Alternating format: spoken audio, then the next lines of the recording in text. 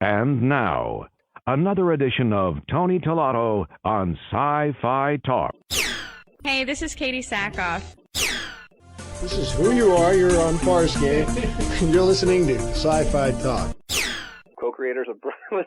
Gotcha. You did it too. I was like, and what am I promoting? See, you did it too. All right. Okay, ready? 3, 2, 1. This is Mike Doherty. And this is Steve Fisher. We're the co-creators of Brown Coats Redemption, and you're listening to Sci-Fi Talk. Jump on the bandwagon. Everybody else has. Oh, God, another hayride. Hi, I'm Tim Daly, the voice of Superman, right here on Sci-Fi Talk. Hello, I'm Dr. Rodney McKay, David Hewlett, if you must. Hi, this is Don Davis. I'm the composer of The Matrix Reloaded, and The Matrix Revolutions. Hi, this is John Delancey. Kind of act to things that aren't there. Well, you know, sometimes you have that experience anyway with people that are there. Thanks, God. I'm not that bad. In part because of the hopeful nature of Gene's vision, but also because of its message of diversity and inclusion. Hi, welcome to Sci-Fi Talk, and today we have Simon Allen, who is the executive producer and showrunner for a new series, The Watch. And if you're like me and are familiar with Terry Pratchett, it's based on his, in particular, his Ankh-Morpork city Watch. And the characters are very, very the same. They have the same names, but of course we have really good actors plugged into them. Simon, welcome. It's great to talk to you. It's great to be here, Tony. Hello. What led you to do this series? Well, it was, there'd been a series in development based on these particular books for a very, very long time, and it had fallen over and not happened for all the millions of reasons that things don't happen for. And about 5 years ago, the companies that were developing it asked me if I had a take on it. Because it had kind of reached a dead end, we came at it from quite a left field angle. What we did was we looked at, I mean, I love these books, they're extraordinary, but I feel like Terry Pratchett is so present as a narrator and a commentator in his own work that that's a very hard thing, at least for me, to replicate in the medium of television. It's an entirely different medium with entirely different rules and tropes and techniques. So I felt like, firstly, we needed to create a new kind of grammar for a show that would kind of replicate, hopefully, the tone and feel of these books. Secondly, I feel like he wrote in a kind of a spectrum, like the very first book, which is extraordinary, and A Comedy Guards, yes, is one thing, but then the later book, Night Watch, is very dark and psychological, so it felt like tonally we needed to borrow from those two things. And we had a kind of a logic for this, a diegetic logic for this, which is that he himself wrote in a multiverse. So we sort of said, okay, well, you know, the books will always be fine. They will always be there. Like Raymond Chandler always said, you know, Hollywood cannot wreck those books. They're eternal. And there will always be new iterations of them and new interpretations of them. But for the purposes of our show, we're in a kind of a backwater of the multiverse. So it gave us license to bring a lot of other things into play and to do something, you know, probably pretty radical, actually, I guess. Mm-hmm. Well, the casting is first rate. Richard, I loved from Game of Thrones, and his Sam, I love the comedy, and there's pathos about him too. Talk about developing him and plugging Richard into that part. Well, it was really interesting because the biggest thing about this show for me, and the thing that BBC America responded to, and the thing that sold the show, was actually an emotion, which is that I'm 45 now. When I was 11 years old, I left home, and I was homeless, and I was, I guess in England we refer to it as a care system kid. I'm not sure what you'd refer to it in America. So family and identity and all of those things have always felt like, they haven't felt like things that I have. I've always felt very rootless, and I've always noticed in others when they have the kind of benefit of a family of some kind and of a sense of roots and belonging. And so I felt like the whole show was about found family and chosen family, and every character in it needed to be that. But there was even, so with Vimes and with Richard Dormer, where we got to was as we were developing those themes, that idea of this is about a group of people who are in the margins, who find each other and make their way into the center. We talked a lot with AMC and with BBC America about, the AMC male. They'd made a lot of shows where You had Rick Grimes in Walking Dead. You had Don Draper in Mad Men. And we said, look, this is a chance to kind of reinterrogate that. We're always going to have a version of Sam Vimes in the story. Of course, he's an iconic character. He's amazing. But is there a chance to sort of have somebody at the center of the story who is questioning themselves so much that they're wondering why they're at the center of the story and why the story is about them? And Richard really responded to that. He really responded to this idea of a character who can move through all these gears of doubt and of kind of hopelessness and joy and drunkenness and determination, because he's sort of spiraling, he's spinning on the spot as he's trying to figure his way out through the world. And it's also, I think, a story about male self-esteem, right? It's about him rediscovering that and then learning that actually, the point of his character in this story is to bring everybody else together, and to realize actually he isn't at the center of this world, and that there probably isn't a center of this world that's worth saving. That in fact, whatever passes for the center, which is very corrupt and very wrong, actually is surrounded and besieged by difference and by amazing people that deserve their shot and deserve their place. And Richard really got that, really tapped into it, was really passionate about that. And he wasn't just a captain on screen, he was a captain of that cast. It's such an amazing, diverse cast. Yes. And they really were like a company out in Cape Town. It was quite a magical thing to watch this guy do his stuff. He's just unbelievable and iconic, and I adore Richard.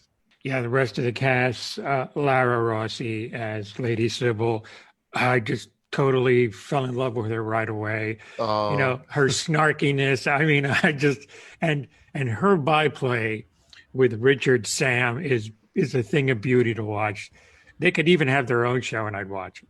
I agree. I mean, I think the thing with Lara was that she did an audition, and I swear to you, it's the greatest, most unhinged. She's talked about it elsewhere, actually. And it's the most unhinged thing you've ever seen.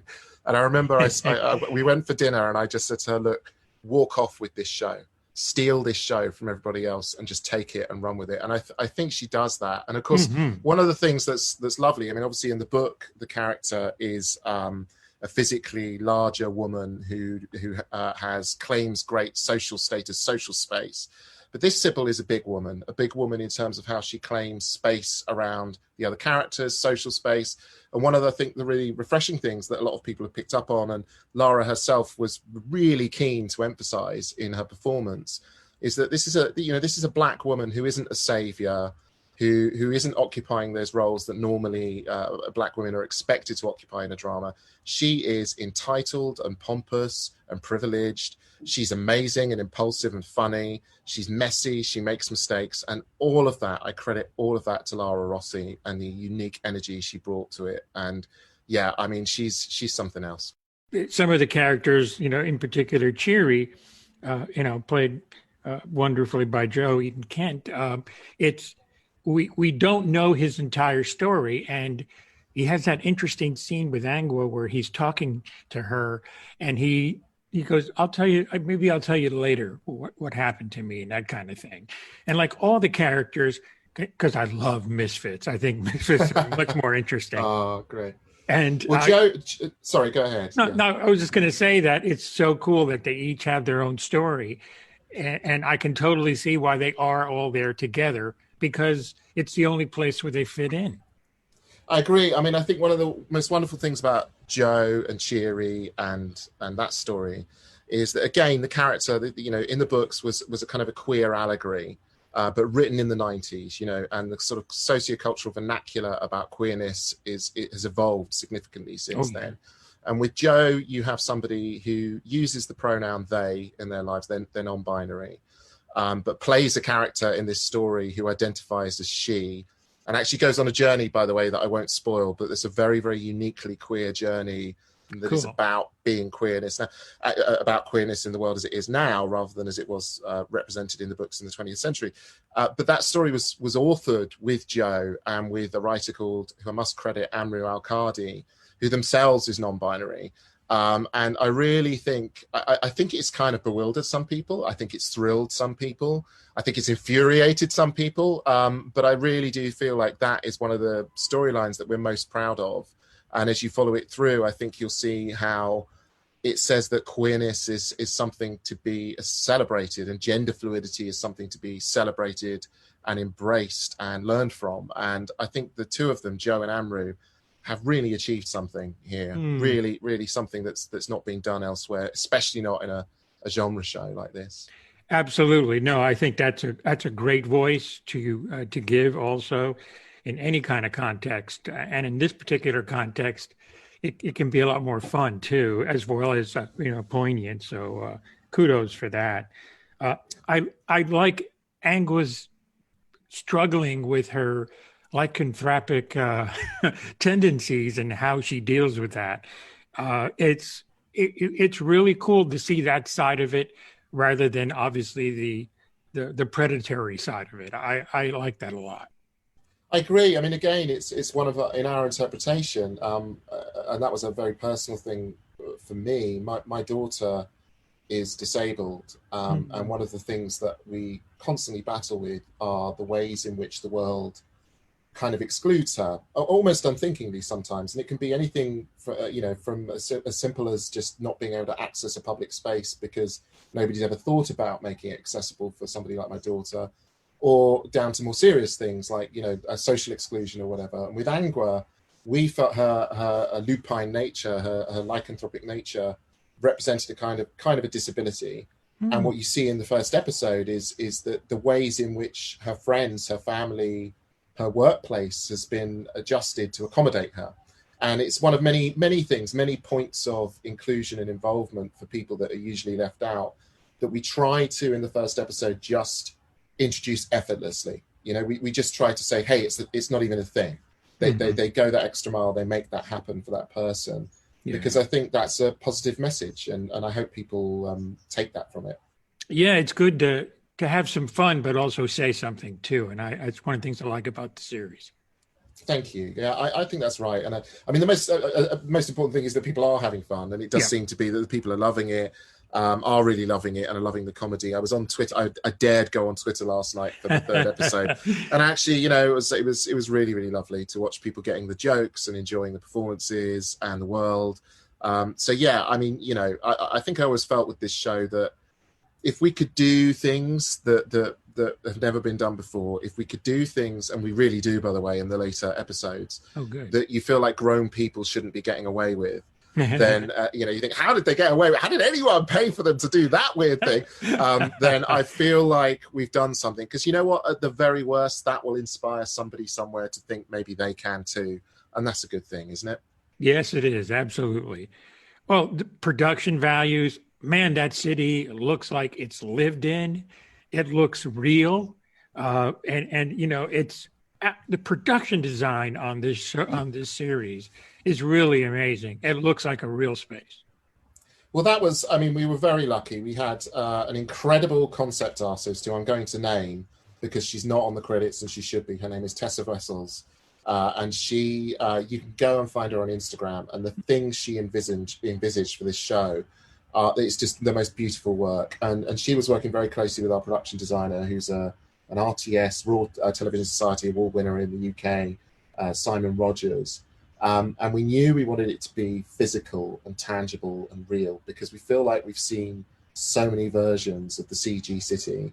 And we wanted this to be a place that you could taste and touch, and so we physicalized as much as we could, and we used this watchword, or watch term, fantasy with fingerprints. I wanted it to feel, like handmade, like Brazil or Time Bandits, like that. And I think we've achieved that. Yeah, like Star Wars, a lived-in universe. That's what you want. Absolutely, yeah. I mean, you've seen the first episode, right? Yeah, I sure did. Yeah, it's great. So, I mean, believe me, we have fun with that. We have fun with the fifth episode. There is a device that's used. I get in trouble. I've spoiled so much in other interviews. But there's a device. You won't believe what they do at the end of the fifth episode. It's kind of, and it was completely a random thing, and we thought, could we? And we thought, sod it, we'll just do it. And it's there's a piece of technology that it's so cool. You need to see it. It's so funny and so cool. And the makeup and the costumes are amazing as well. I mean, if just looking at the Goblin's costume and the way the makeup kind of peers out of the costume, I thought that was a really nice, brilliant touch. Well, you know what? That came from the whole concept for that. And again, that was part of trying to find something that felt the way the books feel, the way the comedy works in the books, you know, like they do the thing, he does the thing with the footnotes, which is just extraordinary, you know. And so I thought, well, what was the sort of televisual thing that we could do? And I remembered when I used to work on a show called The Musketeers for the BBC. Oh yeah. That one of the biggest problem with the show, amongst many, was that you had these bad guys, the Red Guard, right? They like work for Cardinal Richelieu or for Rochefort or whoever, and they are always extras in red outfits, and they always get killed. They're like stormtroopers in Mandalorian. They just get millions. It's like a genocide, right? Yes. And the problem is it's a law of diminishing returns, because, you know, there's only so many times the Musketeers can walk around a corner, see a Czech extra in a red outfit. He goes Musketeer scum. They have a fight. They kill it. You know, it starts to lose its power. So I said with this, look, let's try and find some henchmen that don't have to be performers. They don't have to be extras. They can be people in costume. So you don't necessarily need a facial performance from them. But let's try and get something more out of it. And I remember, do you ever remember Austin Powers when the hitmen? You remember the scene with the hitmen where Rob Lowe's waiting?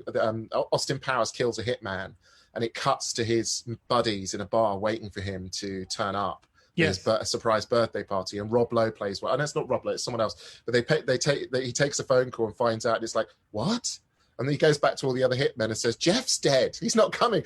And I thought, wouldn't it be funny if they were hench goblins and they were actually talking to each other about things like that? You know, the fact they keep getting killed, the fact that they want to be paid, the fact that they want a 37-hour week in healthcare. But nobody else in the story understands it. It's just us. It's just the audience, and we see it through the subtitles. And it was something that we, you know, again, it's one of those kind of wild ideas that there was a lot of resistance to, because people thought, well, is that going to work? But I think it really does work, and it's really silly. And again, it builds, as Matt Berry comes into the show in the 4th episode as a sentient device. Has that spoiled anything? I think that's actually out in the public domain, so that's fine. He becomes a kind of a sentient sword that's talking about the logic of the story he's in, and he actually starts to form a relationship with the goblins, which is pretty cool. Oh, man. So there's so many mad things like that in it.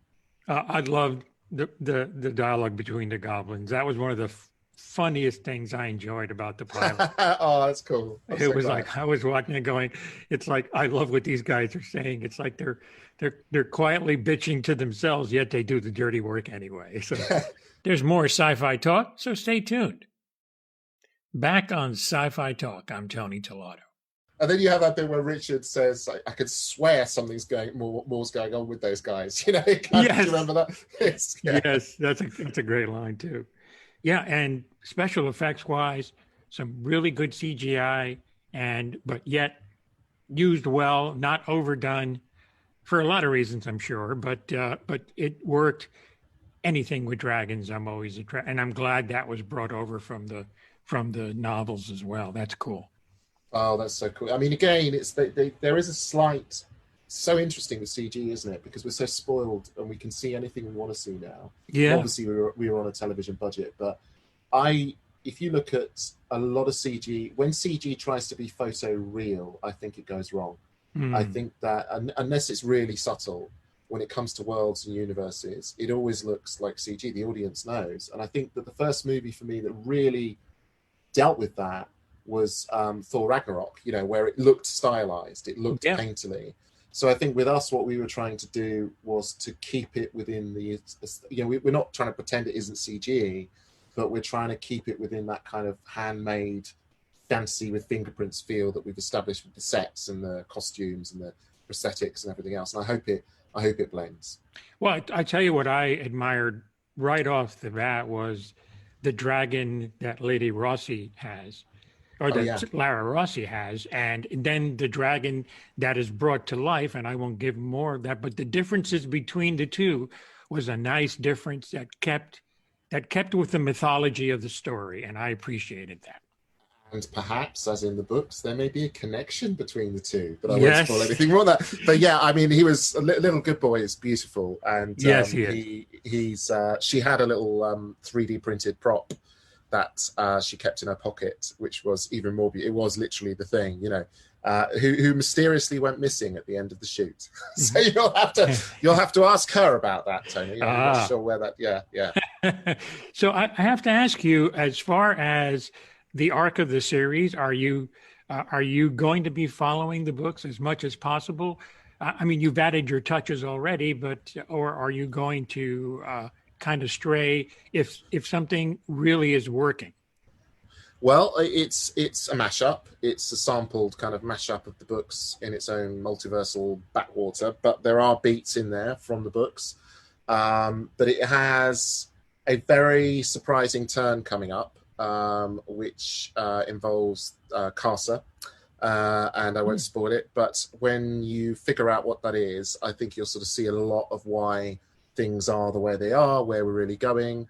I think that if you think about what we've done in the first episode, the way that we, deliberately, effortlessly introduce a queer character, and it's just accepted. There's no trauma. There's none of that stuff.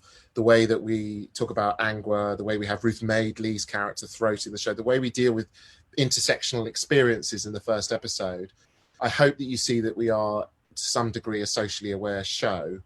And we do something with the Casa story that Sam Adewunmi, the actor, was very invested in. That I think is really beautiful, and I think it's really powerful and important, and we're really, really proud of it. So I will not say any more about it, but keep watching, and I'd love to know what you think. Yeah, absolutely. No, it's a great deal of fun. The guilds and the difference between them is really cool.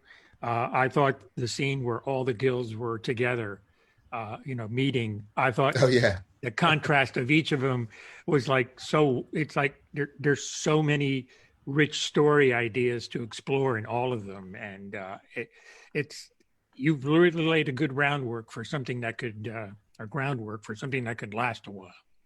Yeah, absolutely. I mean, but hey, we had the greatest books, to riff off and be inspired by. So we were very, very fortunate. Mm-hmm. We feel so lucky that we got to make something this specific, this strange, this different, on this scale. I think it's not something that happens very often. I think that there's really exciting things happening in storytelling, but there's also so much conservatism, so much playing safe. And we're a show that never played it safe. And I'm really proud of that. What's interesting is that you've worked with fantasy, in particular fairy tales, and also some horror. And in this, you get to combine both, which I think is a lot of fun. Oh, yeah, definitely. There's definitely times when it's, it's tonally wild, isn't it? And it's, and it moves around. We knew we wanted it to try and be as emotional as possible, but it is hard. It's such a hard balance to strike when you want to go off into sort of absurd situations while trying to remain emotionally anchored. Mm-hmm. And I think largely we achieve it, but sometimes I think we may tip too far one way or the other. But you have these. That's what the actors were doing. The actors really are the tone of the show. Yeah. Their performances really define it. And I definitely think with Richard and Lara at the centre, surrounded by the other great guys, you've got that kind of anchor that lets you do all of those things, that lets you be a horror movie or a comedy or romantic comedy or whatever, or a thriller. It's all of those things. Has it happened yet where you cast somebody and you shoot a few episodes and the actor brings something that you didn't expect, and then you start to write that into the show? That happens all the time.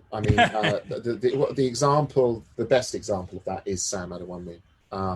So the Casa of the very first pilot script was very much the white psychopath of the book. This young guy auditions for it, which was a surprise to me. I was like, oh God, where did he come from? He looks amazing. He's bringing so much to this, and he was just head and shoulders above everybody else who auditioned. He was extraordinary. He just blew us out of the water. And then you think, okay, so you sit down with him and you talk and you say, do you really want to do this? This is this, and he was like, well, yeah, I want to do it. I think I can bring something to it, but I think we can say more with it. And you start talking to him about how, and I think this is clear from the pilot, there's more going on, what it is to apparently be the villain, what it is to have the rules of reality rigged against you, the rules of narrative rigged against you, because Terry Pratchett talks about the rules of narrative, the laws of narrative, doesn't he? Yes. And so in a way, Casa and Samadawami is an interrogation of those structures and those formats and those mechanics that usually keep a character like that in a certain position within the story. And Sam was very passionate about doing more than that, about questioning that and subverting it. And that was something that came entirely through being surprised by a remarkable young actor who was getting so many amazing reviews for his film, coming in and wanting to do something that you never thought in a million years they'd be interested in. So it happens all the time, and it happened pretty much with everybody. I mean, every single person who came in and read and brought something to it that you thought, I'd like to see more of that. Well, they've got a great idea, or it was a real genuine collaboration. Yeah, I agree. I think he definitely adds a lot of layers that to the character that we caught a glimpse of in the first episode. And you look at it and you go, this is more than just a mustache twirling villain here. There's a lot more under the surface there that we haven't heard yet, and that's what's cool about it. Absolutely. Yeah, that's great. A great series. The potential is certainly there, and it's so far off to a great start. As far as going forward, have you gotten an indication from the powers that be, I guess, of maybe going on to a second season? Well, it's been talked about. It did very well in its first week, so we'll see. I mean, obviously, this isn't like a streamer show. It's one of the rare shows that's on a linear platform. So on streamers, they tend to sort of commit quite early to a number of episodes. With us, I think we're much more ratings dependent on BBC America. Sure. So we'll see how it holds. But certainly, there's plans for other series if enough people want to see it, and if they don't, we've worst case scenario made something amazing that will inspire a few people to go on and think about things, think about their own lives, think about ways in which maybe they can do more than just watch, as they say in the show. Yes, absolutely. Yes, more than just watch. Exactly. Yeah, that's a key line in the first episode, no doubt.